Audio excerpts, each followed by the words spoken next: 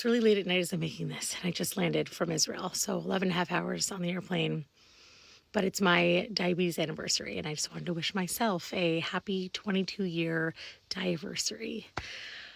It's crazy. Christmas Eve, 2001. I was diagnosed with type 1 diabetes. I was 18 years old. I was a freshman in college. Now, looking back, I know all the symptoms that I did have for many, many months, including tons of weight loss. I lost like 20 pounds very rapidly. I was peeing all the time. That's another thing that happens when you have very high blood sugar. I was super lethargic. I was sleeping all day. I was thirsty, like constantly thirsty. Those are all symptoms of type 1 diabetes. And dry mouth too, by the way. I got such dry mouth when my sugar was really high and I just didn't know. And then I started having, like, my eye was twitching. It was actually this eye. I was in my college dorm and my eye started twitching, and I was like studying for finals and I thought, oh, it's just stress. And then it just kept getting worse and worse. And then it started moving to my mouth. And I remember trying to like drink tea to calm myself, and I couldn't drink tea without my mouth like shaking.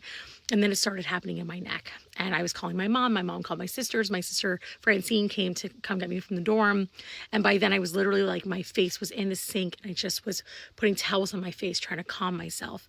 We went to NY Hospital, which was right near my dorm. At first, like they calmed my nerves and they were asking me questions, and I would pause. I would be like, hold on, I can't answer a question because I'm having a seizure right now. I didn't know they were seizures at the time.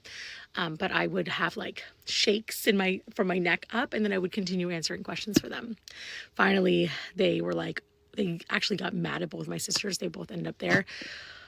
I'm like rambling as I'm sharing this story with you guys, but they were like, how do you not tell she has diabetes? And they were like, what's diabetes? And that's how we all found out that I had diabetes, was that way. Spent 4 days in the hospital. My sugar was over 1,000. I believe it was 1,040. I am definitely grateful to be alive and be healthy and all of those things, because I didn't know at the time how crazy it was that my sugar was that high.